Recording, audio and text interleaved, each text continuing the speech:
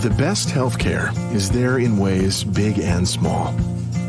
There when we most and least expect it. We may not see it, but we feel it. It lets us know we're not in this alone. Everyone deserves a healthcare partner who never quits. One who's there for what matters. United Healthcare. There for what matters. Hey, I'm Charlie. I really enjoy Ramsey County's Household Hazardous Waste program. They make it really accessible with their drop-off options, and they send out postcards every once in a while with helpful information. I drop off my household hazardous waste at the Bay West site. I like to let items in my home collect so I can bring a larger haul just a few times a year. I always tell people to check the website before they go. Chances are you haven't thought of all of the items that you can recycle, like batteries. When I recycle, I feel like I'm doing my part to minimize my carbon footprint, and it's easy and accessible to do so. Want your boss to put some real action behind the rhetoric when they talk about making your workplace more inclusive? Find out how to hold their feet to the fire and demand diversity on the Diversity Dude podcast. Hello there, and welcome back to the Diversity Dude podcast. I'm your host, Lambert Fisher, marriage and family therapist, award-winning author, and national speaker on the topic of multicultural awareness and diversity. And for those of you who are interested in even more positive and encouraging tips and strategies beyond what I share in podcasts like this, then feel free to check out my award-winning book, Diversity in Clinical Practice, nationally recognized for the unique way in which it addresses the often difficult topic of multicultural awareness and diversity. Designed for more than just therapists, if you're a helping professional in any way, Diversity in Clinical Practice can help you meet the greatest variety of cultural needs possible for those whom you serve. And it's available in paper and audiobook versions for your convenience. And whether it be through my one-on-one relationship building efforts as a therapist or my informing and empowering efforts as an author or speaker, know that my personal mission is to do my part to improve the world one strengthened relationship at a time. So today I want to share with you a few encouraging words about a path toward uncanceling yourself. So in a recent live and in-person training that I led for a social service organization, I received a question regarding the social trend of cancel culture, the movement whereby a person or entity in a position of prominence experiences a mass expression of disapproval to their perceived behavior that was considered offensive or transgression in some other way, and utilizing social pressure to remove their social influence moving forward. It can take many forms, such as being ostracized, boycotted, shunned, or literally fired from their role. Most often, the consequences are considered permanent. For whether or not it's expressed formally or even considered consciously, the intention is focused more on removing their strategic influence rather than improving that person's behavior or entity. Or put more simply, as a society, we're much more effective at canceling a person than we are at uncanceling them. Think about it for a moment. Consider all of the people or businesses that you can recall having been the face of cancel culture over the years. Consider not just the behavior that was considered to be offensive, but also the efforts to cancel them and their loss of prominence as a result. Now consider how many of them experienced a resurgence where they were able to return to a place of prominence. Even if you're able to think of a few names, odds are the list of those who were canceled likely far exceeds the list of those who have found ways to uncancel themselves. Now, many of you listening may find yourself saying, that's right, good riddance. That shows the system is working. And as positive and as hopeful as I like to be, the realistic part of me acknowledges that there are some out there who have found themselves in positions of influence over others who should not be in positions of influence over others, who have clearly expressed intent to benefit some and leave others out, harm others, such that they're essentially abusing their influence. In response to this, it is understandable that many who feel that they're on the receiving end of this abuse of influence may want to utilize their collective social influence to remove someone else's.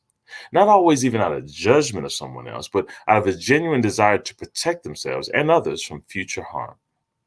That being said, from a therapeutic perspective, I also know that even if the cancellation can be considered earned and justified, it need not always be permanent. You see, for some, there are harmful actions that are the result of deep-seated hate and callous disregard for the well-being of others, behaviors that they have no intention of changing. They knew what they were doing, they knew the impact they were having on others, and they did not care. And if allowed, they would continue to do the same. However, for many others, the behaviors were influenced by misguided beliefs, misunderstandings, and ignorance of the errors of their thinking and the impact they were having on others. Does that make the behaviors okay or justified? Absolutely not. However, if after cancel culture boldly makes them aware of not only the impact of their behavior with consequences to prove the significance of such, and that person is able to see the error of their past ways as a genuine desire to not perpetuate those behaviors in the future, it seems reasonable to consider the possibility that this person may not need to be permanently canceled. After all, if the purpose of cancel culture is not exclusively to punish behavior, but to protect oneself from future harm, then if this person is willing to make efforts to show that they are not the future threat that their past behavior suggests they are, then I will hope that there will be a way for them to uncancel themselves in a way that honors their turnaround while also honoring those who are hurt and whose trust and vulnerability have been damaged in the first place. In my effort to consider what it would look like for a person to do this, to even have a chance at accomplishing such a daunting task of uncanceling themselves, I realized that I'd seen something similar before, though not exactly the same, having been done previously in a successful way. I had seen on multiple occasions a similarly daunting challenge of redemption after unimaginable hurt having been overcome. That similar challenge, seen in my role as a marriage and family therapist, was that of an unfaithful partner, having seemingly irreparably damaged the trust in their relationship, and still having accomplished a seemingly insurmountable task of rebuilding that trust in that relationship, resulting in a mutually satisfying relationship for both moving forward. Easy to accomplish? Definitely not. Challenging? Definitely. Worth trying and pursuing? Absolutely. Now, during this unfortunately brief moment of your time today, I'd like to at least start this uncanceling conversation by sharing a few considerations for what a person desiring to uncancel themselves might want to think about or do in order to have a chance at this rare feat of redemption after being canceled. All influenced by lessons learned from spouses who have emotionally hurt their partners and caused significant emotional hurt and damage to the relationship trust, and we're still able to eventually rebuild that trust and strengthen the relationship even after emotional offenses. Consideration number one, you must be proactive. If you find yourself to have culturally offended someone or emotionally hurt someone in some way, it is your responsibility to initiate the repair of that personal or professional relationship. Being proactive is in contrast to being reactive, passively waiting for someone else to invite you back in the fold. This is not about fault finding or blame as much as it is an opportunity for acknowledgement that when someone is on the receiving end of hurt, it is reasonable for them to feel as though that hurt was done on purpose. If this is the case, why would they initiate reconciliation with someone who would intentionally cause them pain and seemingly cares little for their well being? For this reason, being proactive and initiating repair can not only get the process started, but it can communicate a willingness to create a mutually beneficial future, different from the message of the hurtful behavior of the past. Sure, every relationship is a two-way street. However, when damage is done to a relationship, instead of insisting at that point that both partners are equally responsible for making a relationship better, when the offending partner initiates repair, it can be the safe invitation the hurt partner needs in order to consider even beginning repairing and risking trusting in the future. Consideration number two, you must develop and convey genuine empathy. While it is understandable and acceptable for your motivation to include a simple desire to avoid the consequences of cancellation, this can't be the only or most dominant reason. There must be behavioral evidence of a change of heart in the feelings and or beliefs that motivated the hurt, as well as at least a beginning understanding of the impact you had on someone else. It is a common experience for people to inauthentically change their behavior because they were forced to, or simply to get out of the consequence. When this occurs, even positive, desired behavioral change has only a short lasting effect and lasts about as long as the consequences remain, and the person is likely to return to the offensive behavior shortly afterwards. In contrast, when you show not only changed behavior, but a genuine understanding of the harm that was done, why it was experienced as hurtful, a genuine care for the person that was hurt, a commitment to doing differently in the future, then it's possible for the hurt person to consider the possibility of rebuilding trust and that not being in vain. Consideration number 3, you must be patient. I'm a firm believer that, hear this, trust is built through consistent behavior over time. You see, the principle that time heals all wounds is often misunderstood. Time itself heals nothing. What time does is provide the opportunity to do the things that are necessary to heal those wounds. Because of this, anyone desiring to uncancel themselves cannot simply wait it out or expect people to quickly get over it.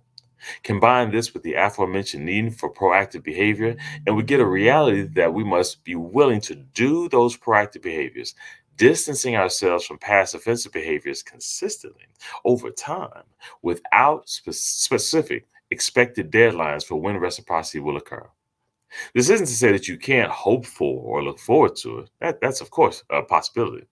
Rather, it's an acknowledgement that when you do something better and then immediately look for approval, and then do something else and immediately look for approval, your apparent impatience can convey the message that you're prioritizing your convenience over the other person's need to gradually increase their risk in trusting you. Not all at once, but in small increments over time. Your patience with these small increments of earned trust can increase the consistency of growth, potentially leading to a mutually beneficial relationship. And consideration number 4, you must cultivate humility. Again, this is less about lowering yourself to less than a person. Instead, it's about removing the entitlement associated with expected reciprocity. It, it can be genuine to say in frustration, I've jumped through all of these hoops. What more are you expecting me to do to get trust back? Only to discover that by doing so, you've conveyed that you feel that you've earned the right to be forgiven. You have the right to their trust. You have a right to their vulnerability. Entitlement does not rebuild trust. Instead, communicating your genuine motivation to learn from your hurtful past actions, whether they were intentional or not, and a desire to do better moving forward. Here's a key: whether or not they forgive you or are willing to trust you again, can be the very thing that invites someone to risk being vulnerable with you again, allowing themselves to trust you again, and essentially removing the need for you to remain canceled in their lives because you are no longer the threat to them or those they care about. Now, while I'd like to share more about this, I believe I'll stop here for today and utilize a future podcast to share a few more considerations on this often delicate topic if the opportunity arises. I also plan to share some things to consider if you find yourself on the offended or hurt end of cancel culture and someone you have canceled is seeking to be uncanceled. It can seem and feel scary or an impossible task, and it isn't always recommended. But if it is, and a relationship is worth saving, or they're otherwise showing some signs of the steps I described earlier, and you're considering how you might allow yourself to risk uncanceling someone, then be sure to return in the future for that podcast message coming soon. Until then, my hope for you is you would not only be able to do everything in your power to avoid culturally offending someone and causing even the need to be canceled, but that you'd also take the time to explore the considerations for uncanceling yourself, which I've described, and personalize them. Explore how it might sound coming out of your mouth to reassure someone of your acknowledgement of their hurt, to own the impact of your behavior, your willingness to change your behavior, your patience in accepting their feelings, and your humility, confirming your understanding that genuine forgiveness must be freely given rather than demanded. If more people are willing to consider and do these things, the more likely we can start a new trend of reducing the need for cultural cancellations, as well as less than permanent cultural cancellations as well. And with that, I'll say thanks again for listening to today's Diversity Do podcast. If you have any pressing diversity-related questions that you'd like me to address on an upcoming podcast, or if your organization is in need of a shame-free and empowering guest speaker on this often sensitive topic, then feel free to reach out to me directly at www.diversitymadesimple.com. And if you know anyone else who can benefit from a positive and encouraging perspective on this often difficult topic of diversity, then feel free to send them a link to this podcast so they can be encouraged as well. And of course, share with them my award-winning book, Diversity and Clinical Practice, available at Amazon.com. And as usual, I look forward to addressing as many topics as possible in future podcasts to help you improve as many relationships as possible at work, at home, and in your community. And as always, remember this: you don't need to know everything about everyone in order to have a positive impact on someone. Thank you all for tuning in, and have a great day. Tune in each week and find out how to demand and implement diversity at your job. To hear more, check out previous Diversity Dude shows on ShalettaMakesMeLaugh.com. It's not just another day in your life. Things are changing for the better. At Comcast, we see those changes, and we're thinking about how we use technology today to live, work, learn, and play. And we're building for the future now, so we're better prepared for the wants and needs of tomorrow. That's why Comcast is rolling out multi-gig internet speeds to more than 50 million homes and businesses before the end of 2025, making our already industry-leading network even faster, smarter, greener, and more reliable. Over the decades, Comcast has been your partner, working hard to serve your community, and will continue to be your partner. We're expanding our gigabits so you can enjoy the tiny bits that matter most. You know Shaletta makes you laugh, but did you know Shaletta Brundage can also make you think and boost your business? Media personality, activist, and comedian Shaletta Brundage founded Shaletta Makes Me Laugh to celebrate and share the best of Black culture. It's a podcasting platform. You can download 10 weekly podcasts hosted by African American subject experts at ShalettaMakesMeLaugh.com or wherever you find your favorite podcasts. ShalettaMakesMeLaugh.com is also a production house, creating broadcast quality commercial content. And Shaletta and her team of storytellers create powerful promotional campaigns to get businesses the brand awareness they're looking for. Some of Minnesota's top businesses trust Shaletta, and you can too. Get out the word about your events and products and get in front of communities of color with ShalettaMakesMeLaugh.com. She's got the power to help your business. Are you a woman known as a good listener? Do you have skills in de-escalating situations? Are you what they call a people person? Then the Minneapolis Police Department would like to meet you. Now in a rebuilding phase, the Minneapolis Police Department is recruiting more women to wear the badge. The department offers career options for women with a high school diploma or GED. There are also opportunities for women with 2- and 4-year degrees who are ready to apply their skills in new ways. Police work makes a great second career for social workers, teachers, nurses. Women in their 30s and 40s are welcome to apply. There's no age cap. You'll be paid while you train and mentored by veteran women officers invested in your success. Minneapolis also welcomes current police officers to join the state's largest department. Make a difference on the streets, working in your community, in a career with competitive salaries and generous benefits. Go to minneapolismn.gov and search police jobs to find out more. Are you getting older and feeling concerned about staying safely in your own home? Or maybe it's your folks you're worried about. I get it. It's not easy getting older, especially when the house is starting to show its age too. There is help available. Individuals want to maintain and stay in their own homes for as long as they can. In Rebuilding Together Minnesota, we provide the opportunity, we provide the programs for them to do that. Rebuilding Together Minnesota has been helping eligible older Minnesotans and those with disabilities stay safe and healthy for more than 20 years. Our central AC unit was non-functional. We had plugged a portable unit in to the living room. What ended up happening was our electrical outlet melted, and it was getting to be 90 degrees in here. Meyer was told about Rebuilding Together Minnesota by his daughter. She said, well, Daddy, you need to sign up. I said, do I qualify? She said, well, you're a disabled veteran, you qualify. So we provided a new air conditioning unit for the homeowner and also new electrical service, all through this veterans program that we have. Thanks to Tom and Rebuilding Together Minnesota, we're able to maybe go out and get a hamburger every now and then. To find out if you qualify, go to rtmn.org. That's RTMN for Rebuilding Together Minnesota. Or if it's easier, call 651-776-4273 and tell your friends. Trust me, this is news they can use. If you live in an older home, it may contain lead-based paint on walls, woodwork, and windows. Even more bad news, lead exposure can be dangerous to young children and impact their brain development. And now, the good news. Hennepin County will fix lead hazards in your home at no cost to you. We were worried because of the paint in the windows in the bedroom. They were peeling and chipping, and we know that when paint peels and chips and it looks a certain way, that's possibly lead. We were worried for our children more so than anything. Eligible homes can qualify for up to $15,000 in upgrades. You may even qualify for new energy-efficient windows. Don't worry, Hennepin County has a trusted list of pre-approved contractors. You won't even have to find companies with correct licenses or certifications. I've just done a test and it's positive. So we know that this is lead-based paint, and then we know it's a hazard because it's creating dust every time this window moves and opens. And if you look in here, that's just full of lead paint chips. You won't have to stay with your cousin while you're getting the lead out.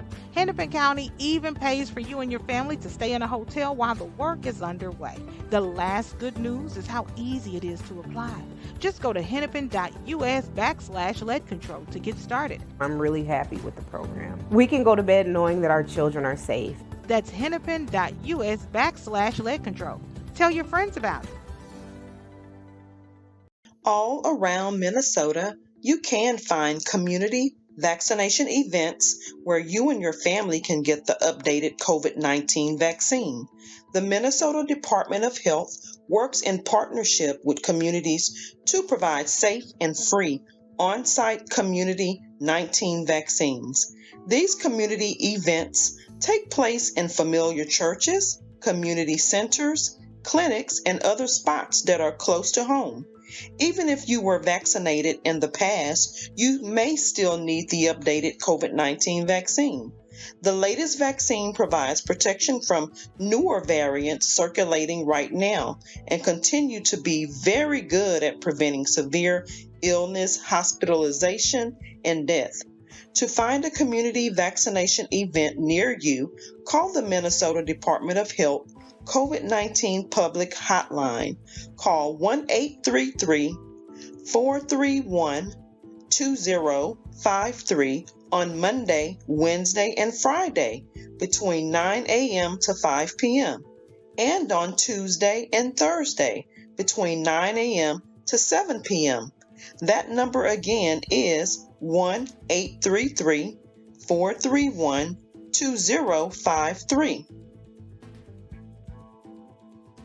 I grew up in a neighborhood in Houston, Texas, and remember vividly as a 9-year-old girl going to buy candy cigarettes from the store that I would pretend to smoke on a playground that had a nearby billboard advertising Newport cigarettes. I thought as a little girl, smoking would make me happy and make all my dreams come true. Because of those ads that I saw, child, I was wrong. Candy and fruit-flavored vapes, hookah, and tobacco products are hooking a new generation of Minnesotans on a lifetime of costly addiction and disease. Menthol-flavored cigarettes have been used for decades to hook Black Americans and other marginalized communities. The number one way to combat future youth addiction is to eliminate the sale and availability of flavored products. Did y'all know 62% of Minnesotans support ending the sale of all flavored tobacco? There is a proposed bill sitting at the Capitol right now that would end the sale of flavored commercial tobacco products. Now, I want y'all to get more information, so tell your legislator, now is the time to stop failing our children. Minnesota can't wait another year to end the sale of all flavored commercial tobacco products. Visit this website, flavorshookkidsmn.org, to learn more.